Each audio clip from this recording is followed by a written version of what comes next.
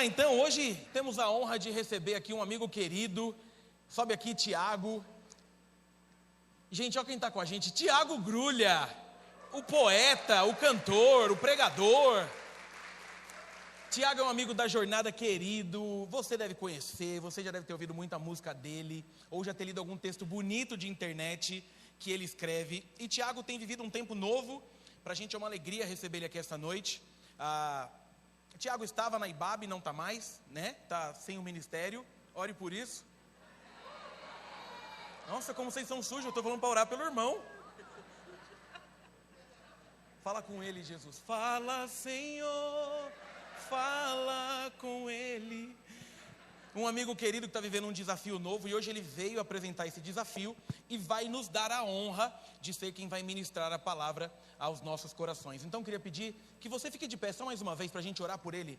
Tiago vai apresentar a família, eles não estão aqui, mas vai falar sobre a família, né? Fale sobre sua amada esposa, seus amados filhos. Vamos fechar o olho? Vamos levantar um clamor aqui pela vida do Tiago, para que Deus fale conosco através da vida dele. Jesus, obrigado por esse tempo tão incrível, por essa noite especial, e de uma forma especial agora pela vida do Tiago, que trará para nós uma palavra, trará para nós também aqui um desafio de algo que ele está vivendo. Use a vida do teu filho com autoridade, com intrepidez, e que tudo que ele fale provenha do Senhor para abençoar as nossas vidas, abençoar a nossa jornada. Fica conosco no decorrer dessa noite. Abençoe o casamento do Tiago, abençoe os filhos do Tiago, o ministério do Tiago e tudo aquilo que ele tem vivido na tua presença. É a nossa oração em nome de Jesus. Amém. Deus abençoe. Obrigado. Gente, que privilégio, que alegria poder estar com vocês aqui nessa noite bonita. Já estou com o coração cheio de alegria por tudo que eu ouvi e vi. E a minha oração é que eu consiga trazer para você algo mais, que de forma alguma é mais importante do que vocês estão vivendo. É apenas mais uma oportunidade, é apenas mais uma porta que Deus abre, que talvez você queira atravessar. Eu estou agora envolvido, caminhando junto com a Visão Mundial. Alguém aqui já ouviu falar dessa agência missionária? Levanta a mão para eu saber se alguém conhece. Uma galera conhece. A Visão Mundial é uma organização que tem como foco o cuidado com crianças em situação de vulnerabilidade social. Crianças espalhadas pelo mundo hoje, é uma das maiores organizações do mundo. Atua em mais de 100 países. Ela trabalha através de respostas a tragédias. Então, assim como vocês, a Visão Mundial também ofereceu apoio, ofereceu socorro aos nossos queridos lá que sofreram e ainda sofrem no Rio Grande do Sul. Por exemplo, eles ainda estão lá. Existem bases que estão cuidando de várias situações no Rio Grande do Sul. E uma característica muito legal da Visão Mundial é que, além de trabalhar sim com segurança alimentar, trabalhar sim com cuidado com educação, ela tem o cuidado de ouvir a comunidade para entender de que maneira ela pode contribuir. E no Rio Grande do Sul, além de enviar colchões, roupas, água, alimento, ela percebeu que as crianças estavam se sentindo desconectadas daquele lugar. Elas estavam se sentindo, de certa maneira, confusas, obviamente, com a situação. Então, eles criaram o Kit Ternura. Eles convidaram as crianças para lugares que foram implantados para cuidar deles, para recebê-los, e cada criança recebia um kit no qual ele encontrava um lápis de cor, encontrava um desenho, encontrava alguma coisa bonita para sorrir e para se lembrar que no meio da tragédia nós podemos ter ainda um pouco de esperança. Então é isso, a Visão Mundial, ela tem um trabalho bonito, sério, há mais de 50 anos, na verdade vai completar 50 anos aqui no Brasil. E como que a Visão Mundial nasceu? Um homem estava andando pela rua, um homem de Deus, e encontrou uma criança. E quando ele viu aquela criança naquela situação, ele se perguntou o que ele poderia fazer para ajudar. E porque uma pessoa se perguntou o que poderia fazer, hoje essa agência está em 100 países, mais de 100 países. Há perguntas que mudam a vida de uma criança e há crianças que mudam a nossa vida. E esse é o nosso desejo para você e para mim também. Então, no final da programação, eu estarei em algum lugar ali, que alguém vai me receber com certeza, vai ser carinhoso comigo, e eu estarei lá com essa ficha. É uma ficha muito pequena, muito simples. E se você quiser participar da Visão Mundial, uma das maneiras é apadrinhando uma criança. É você trazendo para a sua vida uma realidade de caminhar junto com uma criança, ajudá-la mensalmente, para que ela possa alcançar novos sonhos, ter novas perspectivas e encontrar novas alegrias. Você pode fazer parte disso. terminando a minha fala, a Visão Mundial desenvolveu uma forma diferente de apadrinhar crianças. Normalmente, é você que escolhe a criança que você vai apadrinhar. Nesse nosso projeto, é a criança que escolhe você. Você é o escolhido. Você tira uma foto, porque faz parte aqui do processo da sua inscrição, do seu cadastro. Você vai tirar uma foto, essa foto vai ser enviada para um grupo responsável. E várias crianças espalhadas pelo Brasil terão contato com a sua foto. E ela vai escolher você. Então, por exemplo, você coloca lá a sua foto com a camisa do São Paulo. Ninguém vai te escolher. Brincadeira. Brincadeira. Talvez muitos te escolham. Você vai colocar uma foto sorrindo, vai colocar uma foto com a sua família, vai colocar uma foto mostrando a Bíblia, vai colocar uma foto com o seu time, não sei. Alguma criança vai escolher você. E por que esse projeto existe?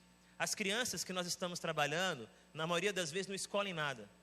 Elas não podem escolher a roupa que vão vestir porque elas ganham de algum parente, de algum colega, de alguém que doou.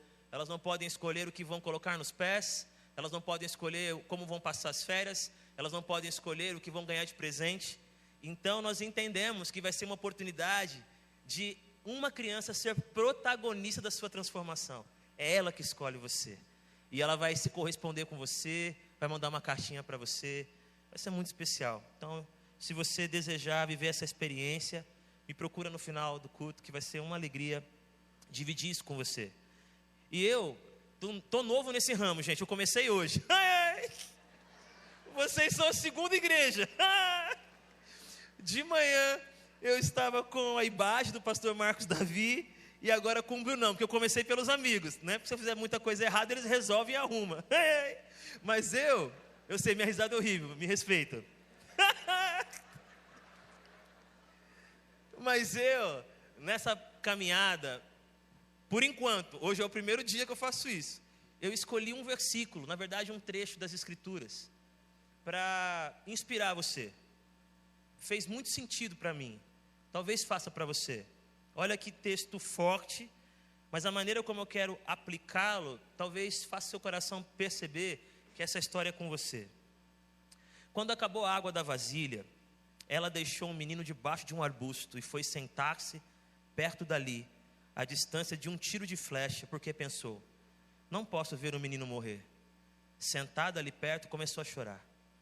Deus ouviu o choro do menino, e o anjo de Deus do céu chamou Agar e lhe disse: o que aflige Agar?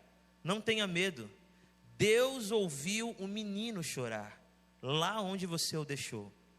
Levante o menino, tome-o pela mão, porque dele farei um grande povo.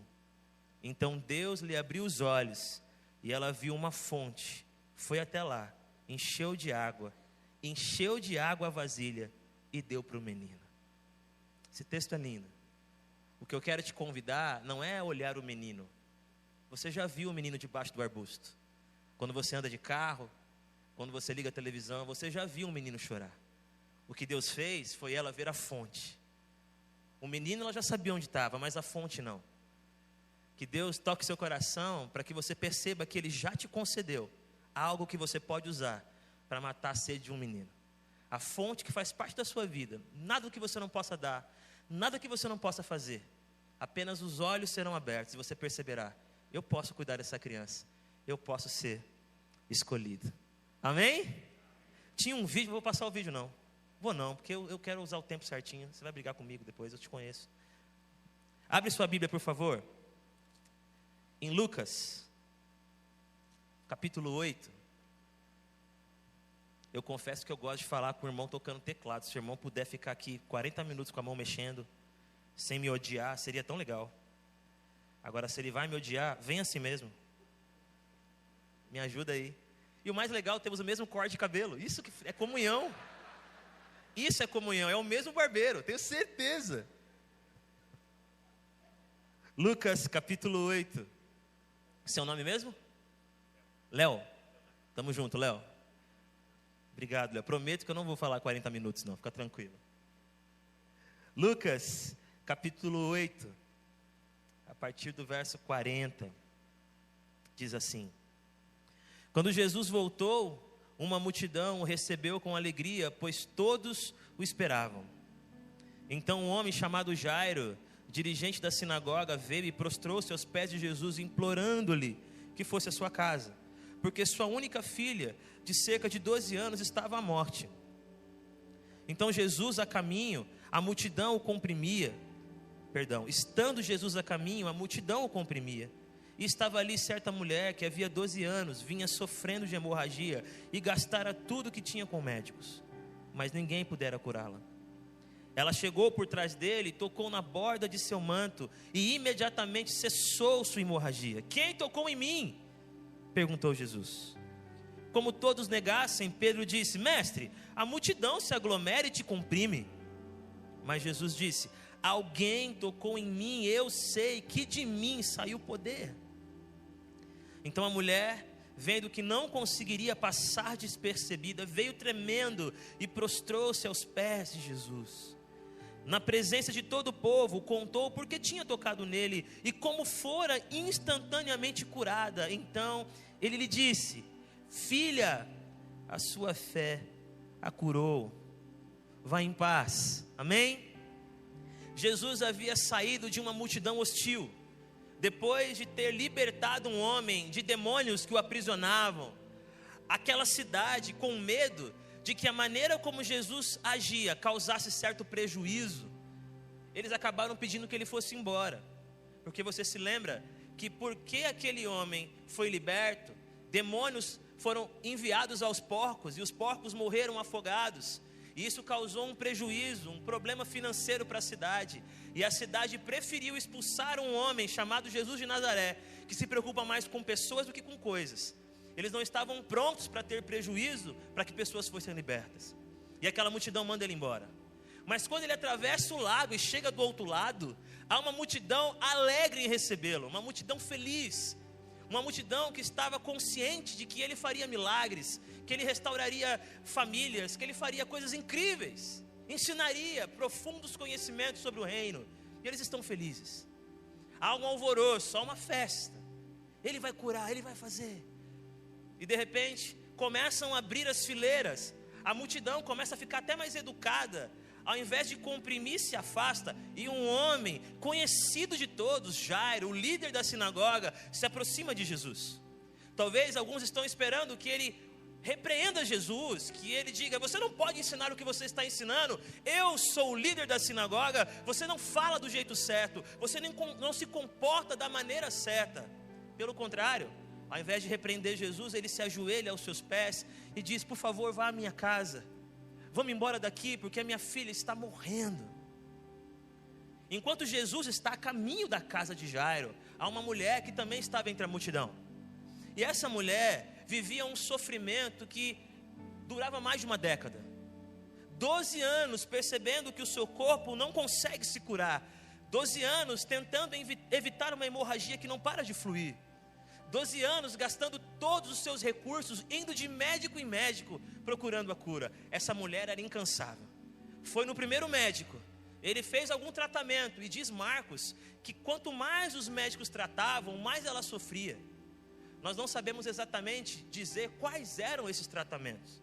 Por exemplo, há teólogos e historiadores que dizem que uma das coisas que eram feitas para tentar curar hemorragias era colocar o paciente num lugar meio fechado, cobrir o corpo deles com sanguessugas, e durante toda a noite aquela sanguessuga ficava ali. E no outro dia pela manhã o paciente era retirado.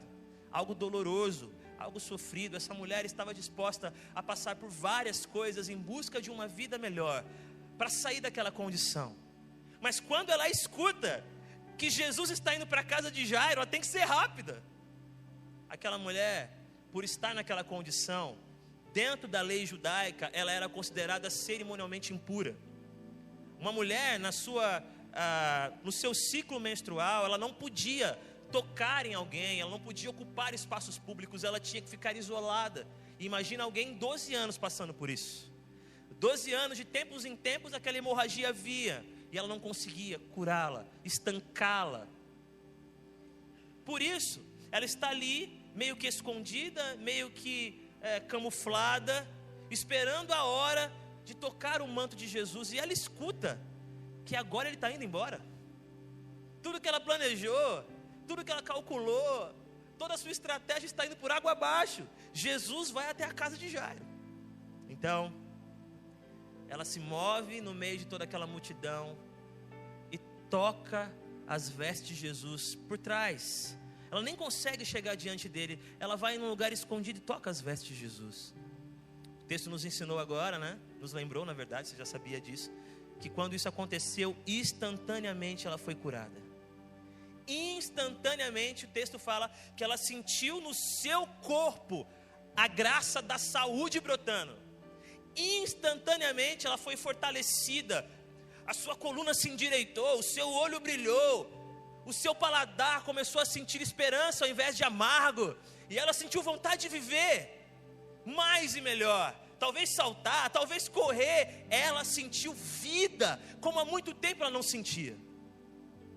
E ali no seu canto, feliz, vibrando, não vendo a hora de ir embora, de talvez abraçar alguém que há muito tempo não abraçava, de andar pela praça sem ser criticada, de usar uma roupa limpa sem temer que ela fique manchada. Ela estava livre. No entanto, acontecem 3 coisas que eu quero dividir com você. 3 coisas muito simples, mas que eu acho que podem nos abençoar nessa noite. Aquela mulher está se distanciando, se movendo vagarosamente, e ela escuta: ei, quem me tocou? Aí ela fica assim: meu, deu ruim. Quebrei protocolos, estão espionando para saber quem fez o que não poderia ter feito. Quem me tocou? E ela continua ali, procurando uma saída, procurando uma válvula de escape. Novamente ele diz: alguém me tocou, porque eu senti sair poder de mim. Alguém me tocou. E olha só o que o evangelista Lucas diz para nós. Então a mulher, versículo 47, então a mulher, vendo que não conseguiria passar despercebida. Meu irmão, anota isso, sublinha isso, marca isso. Se não for pecado, marcar a sua Bíblia. Se for pecado, não marca, anota em algum lugar. Para mim, não que esse texto foi escrito ironicamente, mas para mim há uma ironia aqui, porque tudo que essa mulher sabia fazer era passar despercebida. Ela era expert em ficar invisível, porque ela sabia que não era bem-vinda, ela sabia que as pessoas a julgavam, ela sabia que tinha uma condição física e cerimonial que atrapalhava a sua relação com as pessoas. Então ela se especializou em ficar no canto, em não ser vista, em viver de sobras, em ficar sempre na beira. Há quantos anos aquela mulher não sabia o que era estar no meio de uma roda de mulheres para conversar? Há quantos anos aquela mulher não sabia o que era olhar olho no olho enquanto falava com alguém? Ela era campeã, ela era medalhista, ela era a maior no pódio em ficar distante. Mas o texto diz que essa mulher não conseguiu. Queria ficar invisível, mas não conseguiu. Queria não ir à frente, mas não conseguiu. Queria se calar, mas não conseguiu. Queria fugir, mas não conseguiu. Porque algo, a voz de Jesus, a presença de Jesus, o olhar de Jesus a convidava a se expor, com todos os riscos necessários, ou com todos os riscos possíveis, na verdade. Se expor.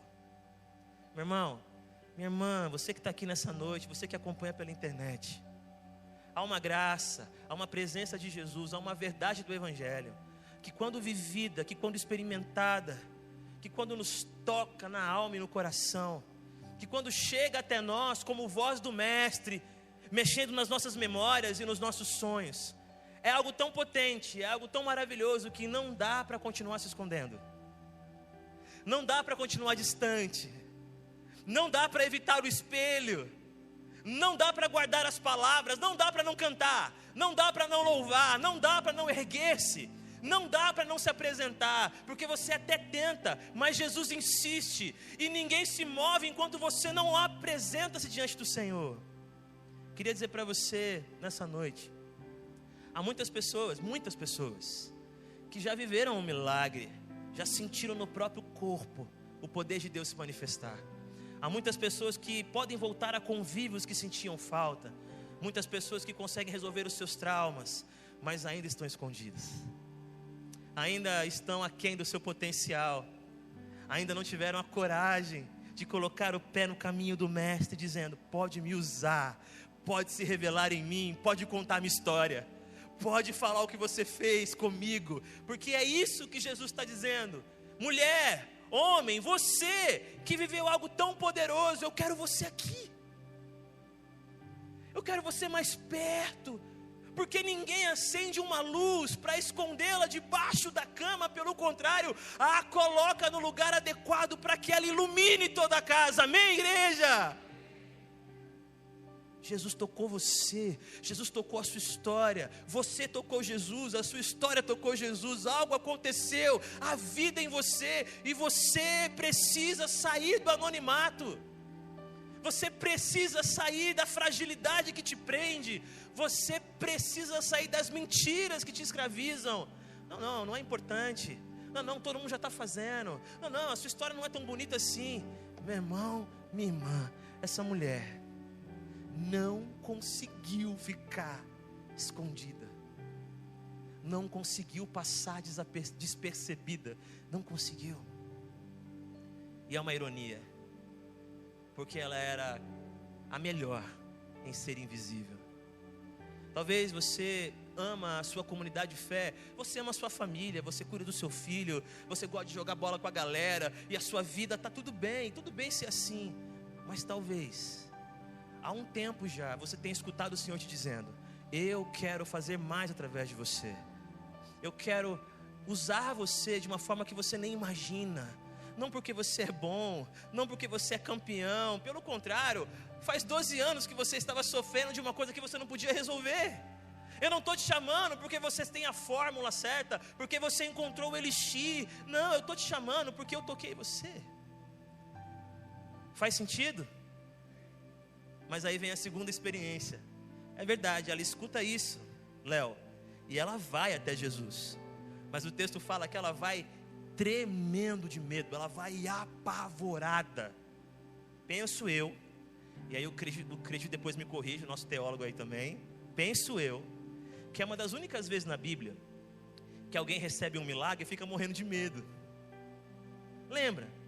O paralítico levanta, pula, entra no templo cantando. O cego quer seguir Jesus. O outro cego vai para casa e as pessoas se movimentam, se alegram, celebram. Essa mulher não. Essa mulher foi curada de uma doença que a oprimia há 12 anos. Essa mulher foi liberta de uma condição humilhante. Essa mulher pode voltar a entrar na sinagoga, no átrio que lhe era devido. Essa mulher pode voltar a abraçar. Mas quando ela escuta Jesus chamando para chegar mais perto, ela morre de medo. Por quê? Ela tem medo porque ela não sabe o que Deus vai fazer com ela.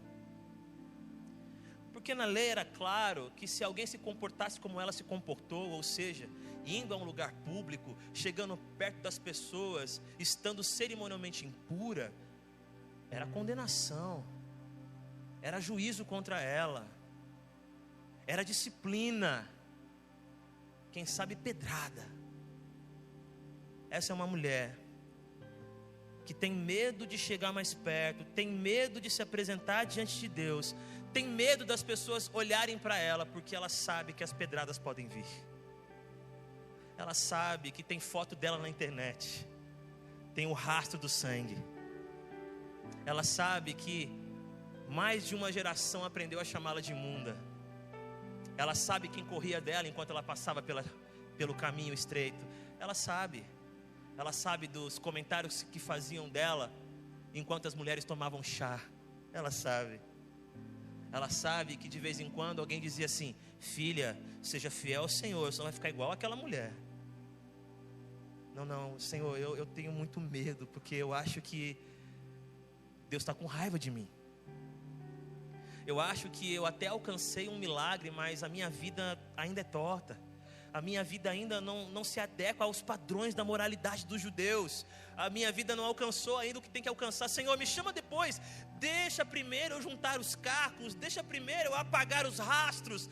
Deixa primeiro eu achar o tom certo. Deixa primeiro eu mudar meu vocabulário. Agora não. Mas Jesus insiste. E aquela mulher, morrendo de medo, vai. Talvez você seja alguém muito bem resolvido com a graça. Amém. Talvez você seja alguém muito resolvido com o perdão de Deus. Uau, top, como disse a irmã, top. Mas talvez não. Talvez você seja alguém que sempre se deixa conhecer até um limite. Talvez ninguém saiba a história dos seus pais. Talvez você nunca contou qual era o seu antigo trabalho. Você morre de medo que alguém descubra a dívida que você tem. Você carrega uma série de segredos sobre si mesmo, porque a pedrada está sempre sendo uma sombra ao seu redor. Você acha que Deus até te aceita no banco, Deus até te aceita na sua casa com a porta fechada de joelhos, mas me colocar num lugar alto para iluminar o próximo, isso não. Mas essa mulher enfrentou todos esses receios, tremendo de medo, batendo uma perna na outra. Ela foi, imaginando terríveis possibilidades. Ela foi. Eu queria dizer para você, tem coisa que só vai acontecer, experiências que você só vai viver quando você for. Quando você simplesmente colocar o pé e tentar. O medo não vai embora, a insegurança não vai embora, as dúvidas não irão embora. Mas enquanto elas não forem embora, você também não vai embora. Vai para cima, caminha na direção do Mestre, escute o que Ele está dizendo para você. O apóstolo Paulo dizia que ele era o maior entre os pecadores, mas nem por isso deixou de servir o Mestre quando foi chamado para fazê-lo. O que te impede de viver as maravilhas de uma vida abundante não é o seu passado, porque o seu passado é perdoado e redimido pelo sangue de Jesus. O que te impede é deixar o medo te parar. Não é o pecado de ontem, é o medo de hoje. É ele que te trava, que te fixa, te enraiza numa vida que não frutifica do jeito que poderia frutificar. E aí essa mulher, morrendo de medo, que não conseguiu se esconder, que entendeu que é vaso rachado, mas pelas rachaduras a graça se espalha. Ela vai, mas ela tem medo das pedras, dos julgamentos, de não estar à altura, mas ela vai. E quando ela chega lá, Jesus começa a escutá-la, e ela conta toda a sua história. Nós só sabemos a história dessa mulher porque ela contou. Se ela tivesse tocado em Jesus e ido embora, não saberíamos o que agora estamos conversando. Ela contou tudo o que aconteceu com ela. Ela contou como foi com cada médico. Ela contou as carências que sentiu. Ela contou as dores que atravessaram a sua história. E enquanto ela contava, Jairo esperava para ir até a sua casa curar a filha. As pessoas estavam esperando milagres. Alguém talvez cutucou Pedro e disse: Pedro, com tanta gente sofrendo, Jesus está conversando. Talvez João, mais amoroso, chegou perto de Jesus e falou: Mestre, eu sei que você é boa praça, mas Senhor, já está pegando mal. Meia hora nessa conversa. Tem um cego ali que foi até embora já. Achou o caminho de volta sozinho, foi na força do ódio. Fiquei meia hora conversando. Aí vem Judas: Jesus, você é mó traidor, hein? 1 hora. O pessoal não está dando oferta, foi embora. 1h30, sei lá quanto tempo. Sabe por quê, irmãos? Tão importante quanto fazer um cego ver, tão importante quanto fazer um paralítico andar, tão importante quanto ressuscitar um morto, é parar para ouvir a história das pessoas. Jesus para escutar a sua história. A sua história é material e testemunho para a glória de Deus. A sua história não é nota de rodapé do inferno. A sua história não é fofoca do inimigo. A sua história é uma história de transformação, de vida que venceu a morte, de luz que venceu as trevas. Você pode duvidar no seu coração, mas Deus conta com você. Deus conta com a sua história. Amém? E aí ela esperando ouvir tragédias, esperando ouvir insultos, ela escuta uma frase maravilhosa. Uau! Dizem os teólogos, eu também, lendo a Bíblia, concordo com eles, mas se eu estiver errado depois, Brunão corrige, pastor Bruno. Essa é a única mulher que ouviu Jesus dizendo: filha. Não há nas Escrituras o registro de um outro momento em que Jesus olhou para uma mulher e disse para ela: filha. Porque aquela mulher não precisava apenas de poder, ela precisava de acolhimento. E havia uma palavra que destravaria o seu coração. Eu usando uma palavra aí, né, destravar. Né, peguei aí. Ai, veio. Amém por isso. Glória a Deus. Ela precisava de uma palavra que desbloquearia seus sentimentos, uma palavra que faria a vida jorrar de novo, uma palavra que a recolocaria sobre os seus pés, num equilíbrio de saúde emocional. A palavra que ela precisava ouvir era: filha. Filha, vem cá. E ele disse para ela: a tua fé te curou, vá em paz. Como quem diz assim: o que te curou não foi o meu manto.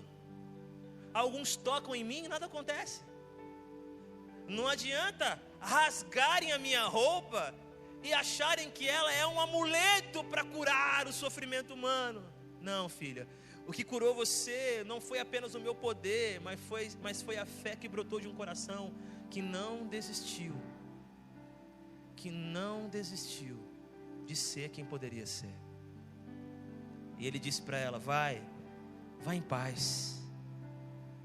Esse texto tão bonito carrega uma história tão triste, porque toda vez que há um milagre, só há um milagre porque é uma história triste.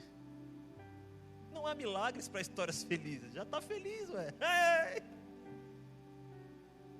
Eu acredito numa igreja alegre, que celebra como essa igreja. Meu Deus, eu estou ali querendo pular, ouvindo vocês.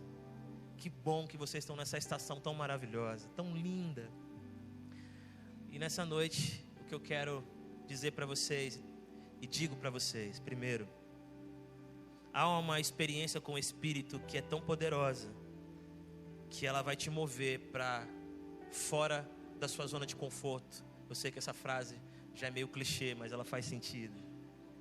Existe uma graça de Deus que vai além da sua vontade imediata. Ela não queria ir, ela não queria se expor, ela não queria falar, ela não queria se colocar, mas os olhos do Senhor disseram: vem, fala, se coloca, se apresenta.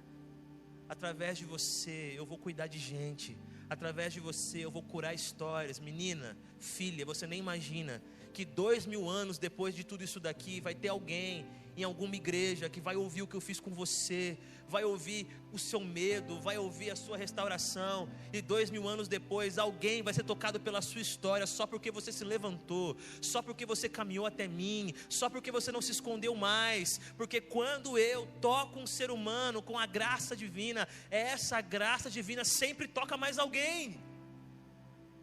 É impossível ser tocado por Deus sem deixar Deus tocar outros através de você. Essa mulher não conseguiu ficar parada no seu lugar. Essa mulher teve medo, porque ela sabia que não era perfeita. Ela sabia que não tinha o melhor currículo. Ela sabia que tinha fotos na internet. Ela sabia que havia um passado de isolamento, um passado de vergonha, um passado de história triste. Ela tinha medo. O que vão falar? Será que alguém vai me apedrejar? Será que alguém vai me condenar? Mas mesmo com medo ela foi. Porque como dizem, né? Coragem não é ausência de medo, é enfrentar o medo. Eu estou morrendo de medo. Esse negócio aí de visão mundial, só Jesus na minha vida. Mas toda vez que eu vou lá, assisto um vídeo, leio uma história, converso com alguém, eu falo: Deus, eu só vou. Eu não sei o que vai acontecer, mas eu vou. sem me achar a pessoa perfeita para isso, sem usar a estratégia que eu não tenho, não domino, sem fazer curso de persuasão. Eu só vou. Vai, só vai. Meu irmão, Thales, eu tenho 3 irmãos. O mais velho é o intelectual da família. Ele é o gêniozinho, professor universitário, doutor. Acabou de lançar um livro chamado O Herói que Eu Nunca Fui. Maravilhoso, incrível. Acabou de chegar da Espanha, estava lá fazendo seu pós-doutorado. Também é pastor de jovens. Tem o Thales, que é o missionário da família. O Thales, ele tem um projeto com skatistas. O Thales sai por aí pregando o evangelho. O Thales tem um coração que não cabe no peito. E tem o Igor, que é o teólogo da família. O Igor é aquele que estuda teologia todo dia quase, eu acho. Uma vez ele perguntou para mim: irmão, fala para mim, você é arminiano ou você é calvinista? Eu falei: sou seu irmão mais velho, fica quieto. Ganhei na autoridade. Não quero falar sobre isso. Ai, ai. Claro que se eu falo que eu sou arminiano, ele me convence a ser calvinista. Ai, ai. Se eu falo que eu sou calvinista, ele me convence a ser arminiano, então nem vou discutir. Mas o Thales, meu irmão missionário, um dia descobriu uma doença que para alguns é simples, mas quando você tem na sua adolescência, é muito difícil. Com 11 anos de idade, ele descobriu diabetes. E o Thales começou a viver uma luta com uma vida não só de ausências de coisas boas e gostosas, mas de possibilidades de ter agravamentos, problemas. O Thales já desmaiou na rua porque teve hipoglicemia, acharam que ele estava drogado. O Thales já teve muitos e muitos casos de precisar ir para o hospital. O Thales era alguém que eu olhava e dizia assim: meu Deus, que história é essa? Mas um dia o Thales teve um encontro profundo com Jesus de Nazaré. E o Thales não foi curado. Ainda lida com a diabetes, toma insulina, não pode comer doce e várias outras questões. Mas desde o dia em que o Thales tocou em Jesus de uma forma especial, ele começou a brilhar com todas as suas questões, as suas fragilidades. E uma das coisas que ele fez enquanto brilhava, e eu acho que eu já contei isso aqui para vocês, foi um dia que ele passou por um menino chamado Gustavo. Eu passei por ele também, mas eu estava com pressa, só dei oi para ele e fui para casa. O Thales não. Conversou com o Gustavo e descobriu que o Gustavo tinha uma doença grave. Os seus ossos cresciam desproporcionalmente ao restante do corpo e iam esmagando os seus órgãos. O médico já havia dito que ele não passaria dos 6 anos de idade. Naquela época ele tinha 11 já, graças a Deus. Mas ele tinha o corpo bem deformadinho, ele era bem magro, pequeno. E o Thales então olhou para aquele menino e viu nele não apenas um menino, ele viu alguém, uma pessoa que poderia tocar e ser tocado. Um alguém que estava na multidão, mas tinha nome, tinha história, que precisava ser ouvido. E o Thales começou a andar com ele. Todo lugar que o Thales ia, levava o Gustavo junto. Um dia, perguntou para o Gustavo: Gustavo, qual é o seu sonho? E ele respondeu: sério? Meu sonho é comer no McDonald's. Com 11 anos. O que o Thales fez? Pegou meu dinheiro e foi no Mac. Acabaram com o Mac. Por uma segunda vez o Thales perguntou: qual é o seu sonho? E ele respondeu: sério, Thales? Meu sonho é no cinema. E o Thales levou o Gustavo pela primeira vez no cinema, com 11 anos de idade. E ele ria e gargalhava diante daquela tela enorme.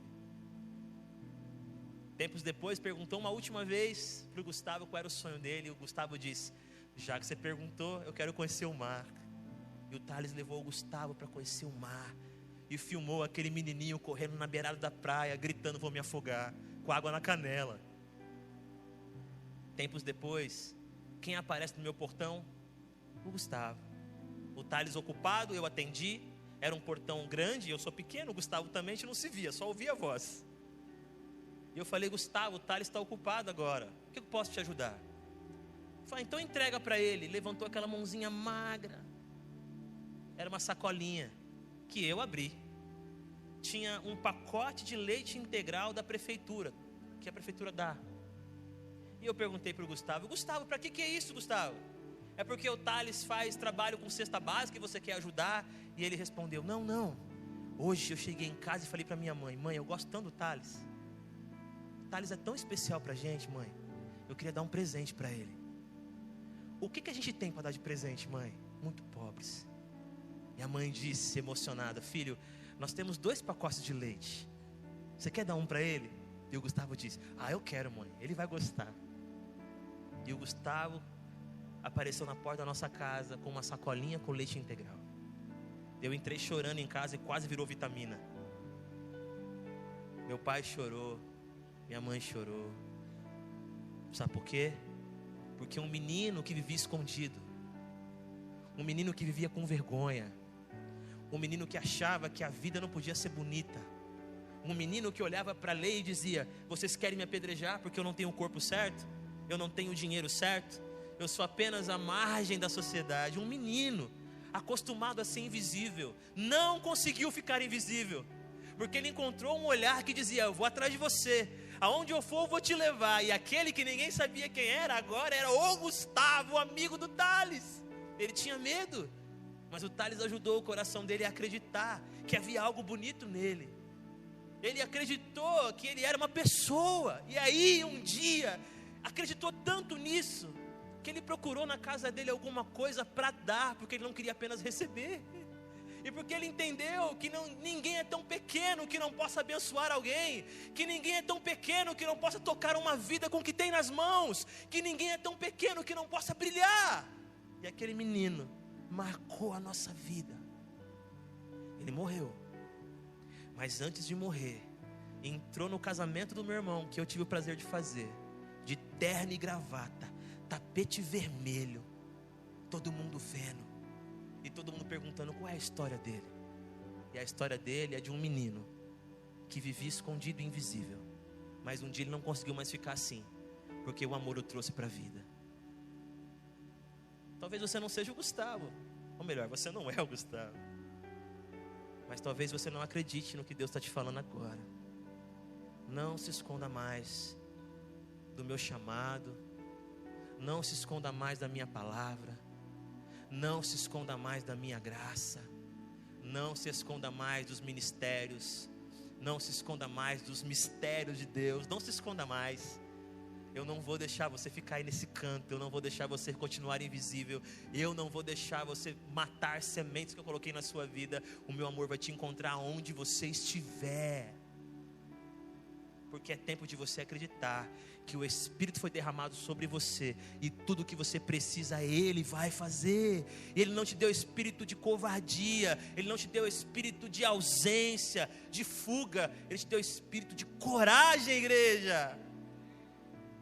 Ele não quer pessoas perfeitas, Ele quer pessoas entregues, que se consumam na glória dEle. O medo vem, eu tenho, se você não tem, me ensina. O medo vem, mas vai.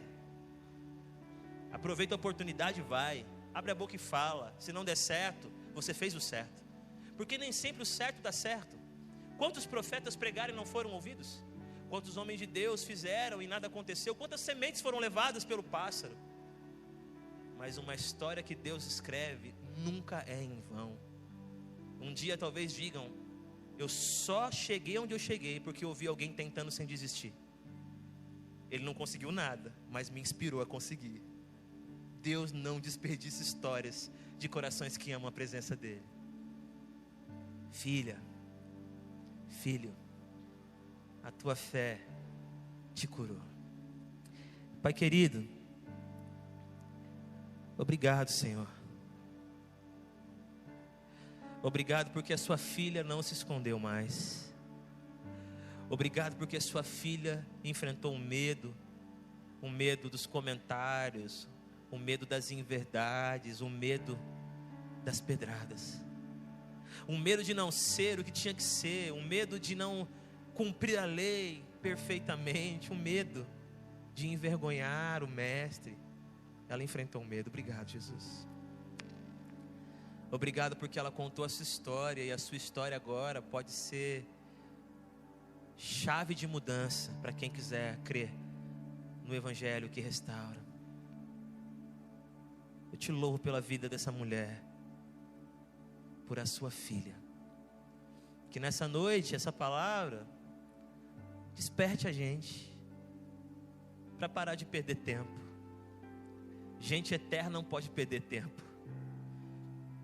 Que vejam as nossas boas obras e glorifiquem o nosso Pai que está no céu. Que vejam Cristo em nós. Que vejam a nossa vontade de tentar. Que vejam a nossa fome, a nossa sede por justiça. Que vejam a nossa esperança. E que a cura que recebemos seja a cura para quem caminha com a gente. Queremos paz, mas não a paz que foge do conflito, mas a paz que vai até o conflito para pacificá-lo. Queremos a paz, mas não a paz que se cala para não ter problema, mas a paz que abre a boca para enfrentar o ódio que tem ceifado tantas pessoas. Queremos a paz, mas não a paz alheia, mas a paz engajada. Que o seu nome seja glorificado mais uma vez e sempre. Em nome de Jesus. Amém. Deus abençoe a igreja. Amém.